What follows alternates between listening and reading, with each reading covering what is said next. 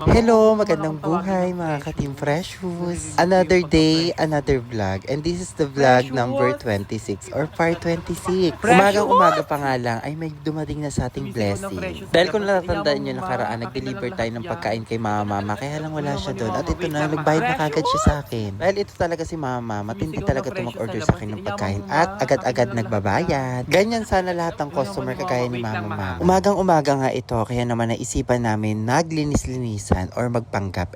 Yung totoo, maglilinis o maglalaro. Ewan ko ba, ganyan talaga ugali ko. Yung lakas ko din talaga mang trip minsan. Napaka-boring kasi pag puro seryoso. Kaya dapat happy-happy lang, good vibes lang, ganun ang atake. Yung masyadong siseryosohin yung trabaho kasi nakakapagod yun. Dapat ganito lang para lang kayo naglalaro, yung ganyan. Pero may nagagawa naman kayong tama. Kung mga timbahay kayo, wala kayo masyadong ginagawa, ay linisin nyo naman yung bahay nyo, kagaya nito. Kasi kami dalawa ni Kim, sinasama talaga namin yung routine ng paglilinis ng bahay. At kahit alam nyo naman na sobrang busy kaming dalawa or sobrang dami din namin pinagkakaabalahan, hindi pa rin nawawala sa routine namin yung paglilinis talaga ng bahay. Kasi kailangan din natin gawin yan as much as possible. Kailangan daily routine natin ginagawa yan, umaga or gabi, ganun. Kailangan din talaga natin panatilihing malinis at maayos ang ating pamamahay. Dahil ako, naiinis talaga ako pag yung lugar ko or yung pinag-iistayan ko is makalat or madumi. Masarap magpahinga or mag-relax sa bahay, lalo na kung alam nyong malinis, ganun. Kinuha na nga din namin yung timbangan kasi last time nagtimbang kami at si Kim ay 53 kilos lang nakaraan. And now, tingnan nyo naman, 55 kilos na siya. So, nadagdagan siya ng 2 kilo. So, matakaw yarn. Ayan po yung resulta ng kain. 2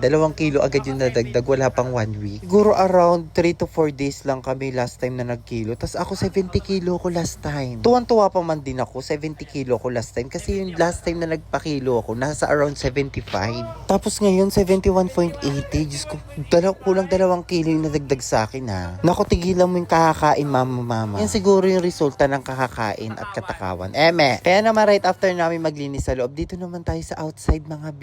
Dito sa labas ng bahay, sa pinaka-garden area ni Mudra, tignan nyo naman kung gaano kakalat or kasukal yan. At that time nga is umaambon or umuulan na, kaya parang naligo na rin kami dyan. Kasi tignan nyo naman yung taniman ni Mudra ko o yung garden area niya, as in sobrang dami ng damo. Kaya naman napag-isipan din talaga namin tong linisin para kahit papano maayos tignan. Kasi sayang naman yung oras at panahon na lumilipas na wala din kaming gagawin sa bahay kasi nga super ulan that time. Kumbaga kaysa magtambay-tambayan, maghila-hilata or higa-higaan, ito yung ginawa namin. At mas magandang meron kayong pinagkakaabalahan kaysa sa wala. At ito na po yung resulta after. At kung makapansin nyo naman, diba, malinis, maayos, at maaliwalas na siya. Kaya kung masyadong boring yung buhay nyo, gawin yung busy as in mas magiging kapaki-pakinabang kayong tao. At that night, around 7 p.m. na nito, super gabi na. So, bababa pa kami para magtrabaho. So kahit na may bagyo na, kailangan pa rin natin mag-grind or kailangan pa rin natin magtrabaho. Kasi tandaan nyo, mahirap nang walang pinagkakaabalahan. Ang taong walang pinagkakaabalahan means sometimes madalas or walang pera, gano'n. Kaya mas maganda kung gagawin yung busy yung sarili nyo everyday, huwag yung sasayangin yung oras at panahon.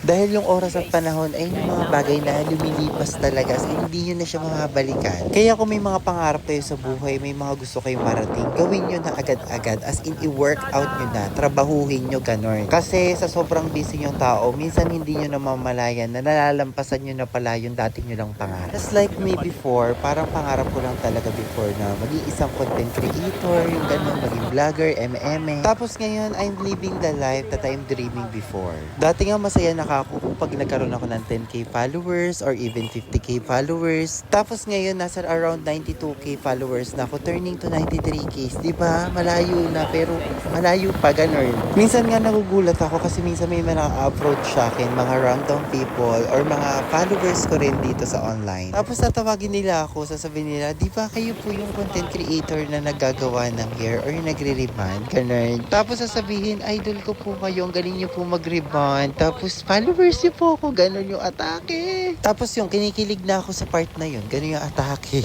As in, parang bang nafe-feel ko na worth it lahat yung ginagawa ko. Kumbaga yung bawat hirap, pagod at pawis would definitely pay off. Kaya sa buhay, matuto tayong i-appreciate lahat ng mga goodness na dumadating sa atin. Even in a bad days. Kasi ako, simpleng tao lang din naman ako. Nakaka-experience din naman din ako ng mga bad days or bad situation. Pero kasi sa akin, kaya kong i-handle yung sarili ko even in a bad days or not in a good situation. Kumbaga, kaya kong i-turn around yung negativity into positivity.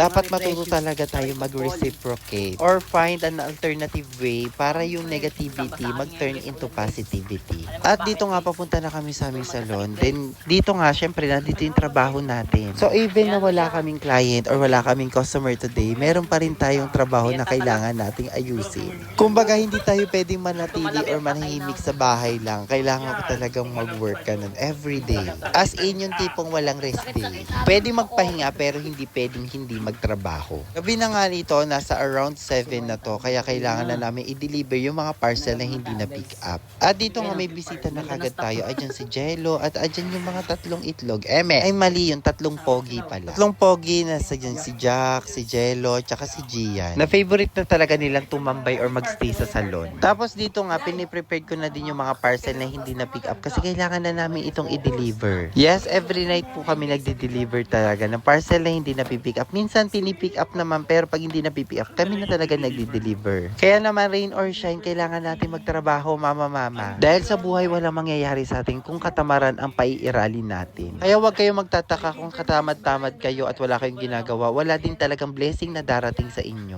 At para naman sa mga taong masipag, lumalaban ng patas at nagsusumikap para sa sarili, hindi lang para sa sarili at para sa kanilang mga pamilya, deserve nyo lahat ng blessing na maaaring dumating sa inyo at more pa. Basta kasi ako yung taong ayoko maging pabigat, ganon. Kumbaga ako, naniniwala ko na opportunity is unlimited. Ang kagandahan pa doon, meron pa tayong chance para mamili. Kasi ako, ang dami kong option na pwede kong gawin, na pwede kong trabahuhin, pero isa lang yung katawan ko, kaya mamimili na lang talaga ko kung ano yung pa-priority ko. Kaya sa buhay kung feel nyo naboboard kayo o wala kayong masyadong ginagawa, feel ko mas nagiging tamad lang kayo. Or pinipili nyo lang din talaga maging tamad or walang ginagawa. Kaya naman, wag yung papanatilihin sa buong pagkatao or sa pangangatawan nyo yan. Kasi ayun yung sakit na napakahirap pagalingin or napakahirap gamutin. Ang higit pa doon, ang sakit na katamaran ay minsan ay nakakahawa pa. Kaya din ako gumagawa ng daily vlog or daily content para naman kahit paano ma-inspired kayo sa kasipagan ko, ganun. Para naman kahit makita nyo na even na wala akong permanent job as a freelancer, kaya ko maging busy sa pang-araw-araw. At dito na ulit kami sa salon. So ang ginawa ko naman dito, nagprint na ako ng waybill para sa mga parcel na babalutin. Yes, daily routine din namin itong ginagawa.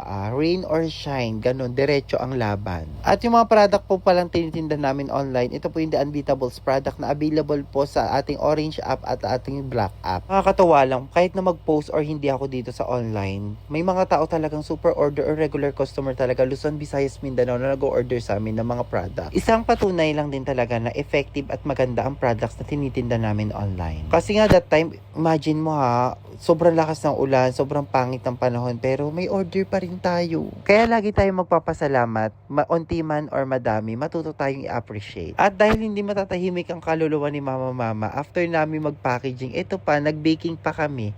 So ang gagawin natin, ang inspiration natin is chocolate mousse graham. Bagong fantasy, bagong flavor, at bagong kaaaliwan or kaaadikan ng karamihan. Syempre nakikita nyo naman yung mga ginagawa namin before, yema cake, macarons, brownies, at iba-iba pang mga delicacies or mga pastry product na ginagawa namin. At ito naman is new invention or new flavor or new innovation. Kumbaga ako, mahilig talaga ako mag-invento ng mga bagong pagkain. But I make sure, bago ko to itinda sa market o sa mga future clients namin or customer, I'll make sure na quality talaga yung lasa nito. Masarap at hindi kami mapapahiya ganon. Kasi nga naman, made with love and inspiration yan mga B.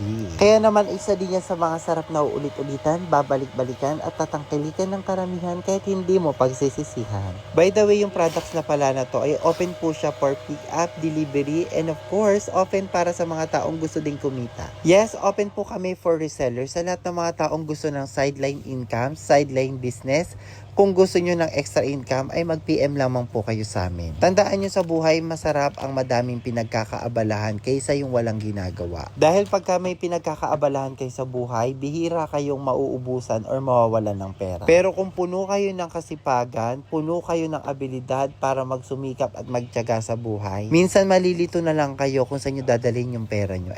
Pero real talk yun mga bihas in talagang may blessing talagang darating sa inyo pagka maayos kayo magtrabaho. At higit sa sa lahat, marunong kayong lumaban ng patas. At saka gawin nyo yung mga bagay kung ano yung makakapagpasaya at makakapagpaligaya sa inyo. Like for example, yung mga ginagawa ko, ito talaga yung mga bagay na makakapagpasaya sa akin at nag-e-enjoy ako sa ginagawa ko, ganun ang mahalaga. Kumbaga, you're working while you are enjoying. Kaya sa buhay, ang sarap magtrabaho, yung parang hindi ka napapagod kasi gusto mo yung ginagawa mo. At higit sa lahat, nag-e-enjoy ka. At syempre, sa ginagawa kong to, baka madaming taong makapanood at ma-inspired sa mga ginagawa namin. Di ba yung makapag-share lang tayo ng positive impact sa buhay ng tao, malaking contribution na yun. Sharing of positive value or positive impact is something that cannot be paid for a certain amount. Kaya naman mag-order na kayo sa amin nito. Masarap to pag natikman nyo, hindi nyo pagsisisihan. By the way, kung hindi nyo alam ha, bagong product namin to. Kaya naman kung merong bago, kailangan nyo tong tikman, ganun.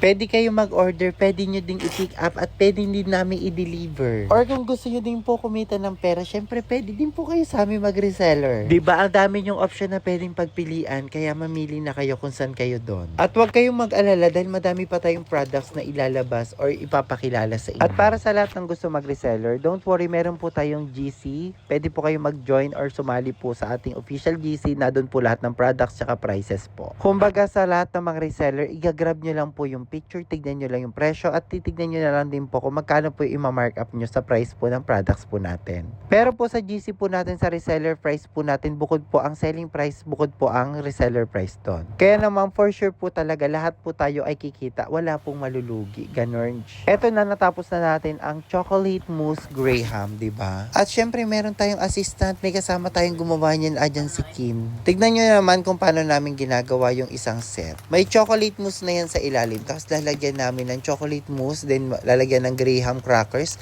then lalagyan ulit ng Graham crackers, then after nun, lalagyan ulit ng chocolate mousse. So, ayan po yung layering ng chocolate mousse Graham natin, kaya masarap po yan, sigurado. Then, right after namin sa baking area or sa kitchen area namin, umuwi na din kagad kami kasi nga kailangan na natin magpahinga. Per that time, binaon na lang namin yung aming kakainin or yung aming pang dinner. At ang panahon ay hindi pa rin nakikisama kasi that day, tingnan nyo naman, umuulan pa rin. Na para bang maghapon talagang umulan, as in, hanggang gabi, ganon. Ang hirap pa man din pag tag-ulan, parang halos lahat ng tao gutumin. Kaya naman dito, nagmukbang challenge kami ni Kim na 15 seconds. Kaya lang hindi ko na sinama dito sa video kasi napakatagal. Basta yung pinakita ko na lang sa video to, ito na lang yung mga natirang pagkain namin na hindi pa namin naubos. Siguro kaya kayo tumataba, kain kayo lang din ng kain. Ewan ko lang din talaga, masarap din talaga kasing kumain, lalo na pag may kasabay. Tapos ikaw yung magluluto. Kasi ako, fashion ko talaga yung pagluluto. Mahilig talaga ako magluto at bihira akong kumain sa labas. Dito nga nag-uusap kami kung anong next kung content na gagawin namin ni Kim. Kaya nga nasabi ko sa inyo nakaraang video, gumagawa talaga kami ng schedule or daily routine na kailangan namin gawin or daily task. At dito nga kinakausap ko si Kim kung open ba siya for prank. Kasi last time na pinrank ko siya, yung sinampulan ko lang siya para mapikon siya. Kaya naman dito nag-take na ako ng video to make it sure na hindi talaga siya mapipikon. At para kahit paano aware siya. Kaya naman kung may naiisip kayong pang prank,